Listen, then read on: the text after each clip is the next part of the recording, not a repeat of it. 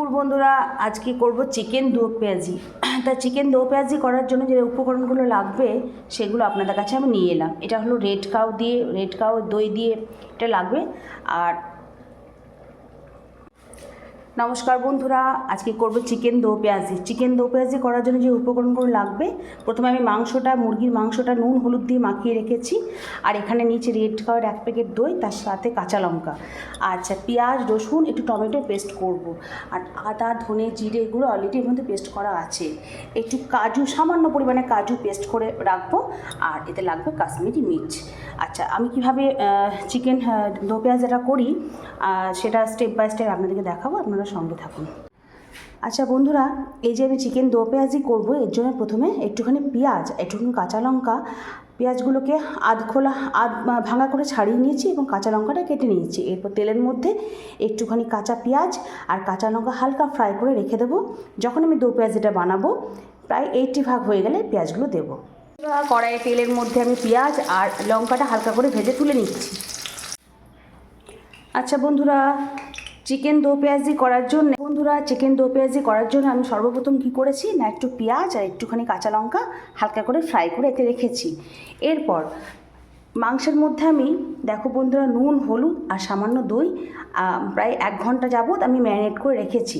ঠিক আছে, এরপর আমি দেবো, কড়াইতে তেলটা গরম হলে দেবো পেঁয়াজ রসুনের পেস্ট, তার সাথে ধনে জিরে প্লাস আদার পেস্ট দেবো।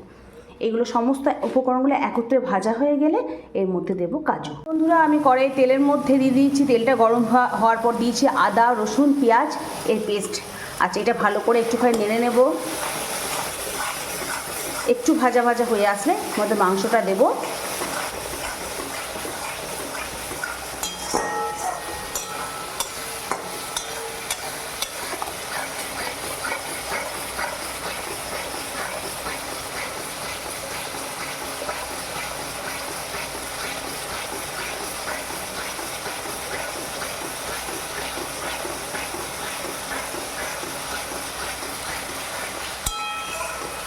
এই দেখো বন্ধুরা, কিন্তু মশলা তেল ছাড়ছে।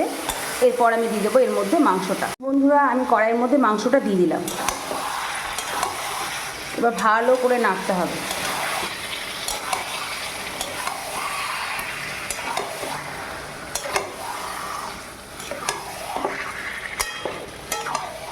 যেমন সমস্ত মাংসের মধ্যে মশলাগুলো ভালোভাবে ঢুকে যায়। আচ্ছা, আমি কিন্তু আগেই বলে রাখছি, এই মশলাটার মধ্যে পেঁয়াজ রসুন আদা ধনে জিরে গুঁড়োর পেস্ট দেওয়া আছে। আর মাংসটার মধ্যে দেওয়া আছে সামান্য নুন, সামান্য হলুদ আর টক দই। আমি 1 ঘন্টা যাবত ম্যারিনেট করে রেখেছিলাম, সেটা দেওয়া আছে। মাংসটা অনেকক্ষণ ধরে কষাতে হবে। একটু কষিয়ে নিয়ে মোটামুটি 90% সেদ্ধ হয়ে গেলে এর মধ্যে ভাজা পেঁয়াজগুলো আর কাঁচা লঙ্কাটা দিয়ে একটু কাসুরি মেথি দিয়ে পরিবেশন করতে হবে। মাংসটা ভালো করে আমি নেড়ে নিচ্ছি, কড়াই যাতে একটুও না ধরে যায়।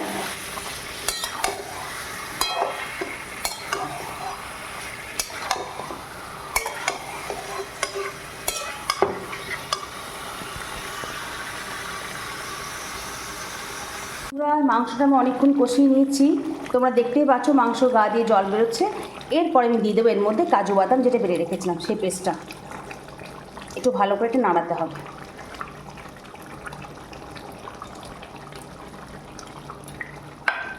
একটুখানি কাজু বাদামটা দিয়ে ভালো করে নাড়িয়ে নেব, না হলে কাজু বাদামের একটা কাঁচা স্মেল থেকে যাবে।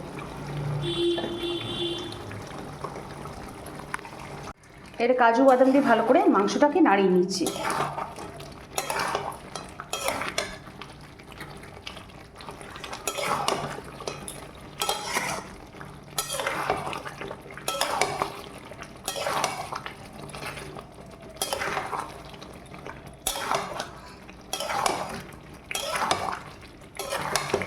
এরপর এর মধ্যে আমি দেবো একটু কাশ্মীরি মির্চ,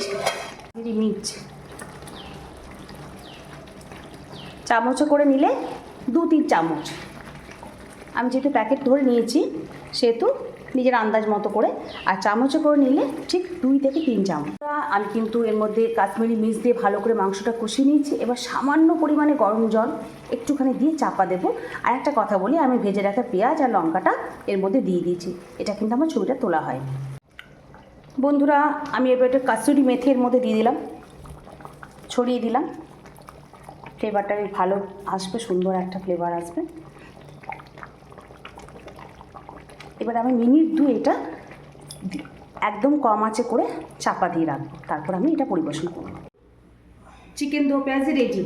আর দেখো গাইস, মায়ের চিকেন দো পেঁয়াজা রেডি। কি সুন্দর হয়েছে কালারটা। প্রথম ওপেনিং আমিই করবো 1 পিস দিয়ে, সেটা ভিডিওটা বন্ধ করার পর হবে। দেখো গাইস, তো ফাইনালি আমাদের চিকেন দো পেঁয়াজা কমপ্লিট।